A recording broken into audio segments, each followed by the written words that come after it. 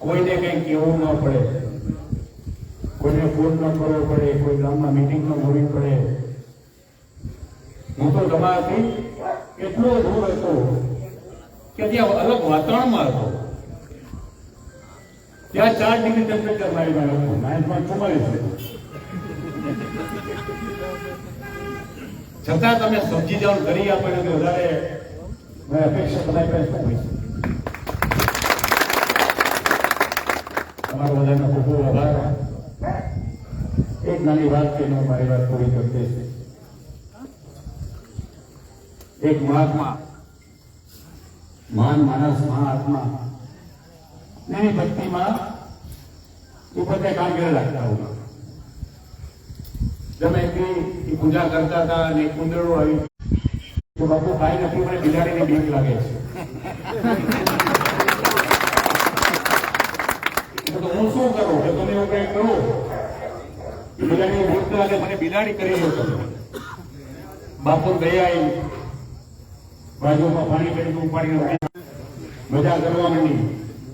5 દિવસ પછી પાછી આવી કે મને બીક લાગે છે. બાપુ કે શું થયું? કે મને કૂતરાની બીક લાગે છે. બાપુ કે હવે હું શું કરું? કે મને કૂતરો બનાવી તો શાંતિ થઈ જાય.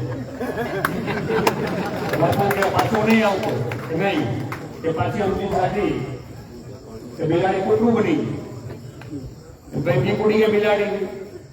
5 દિવસ પાછો આવ્યો. બાપુ હવે તો હું બાકી રહ્યું કે દીપડાની બીક પડે. દીપડો કર્યો પછી કોઈ બી માનવા નહીં. બાપુ બહુ સારું, બાપુ ખાઈ ગઈ ને દીપડો થઈ ગયો. પણ દીપડો થઈ ગયો પછી બેઠો રહ્યો. બાપુ કે જા. કે બાપુ હવે અમે ખોરાક તો બહાર ઉપર જાઉં.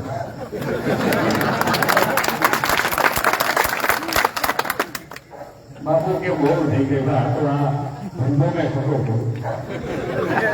ત્યારે બાપુને જ્ઞાન થયું, પણ બાપુ અસર બાજુ પાણી પેટું પાછી થઈ ગઈ, થઈ ત્યાં ઉતર્યું.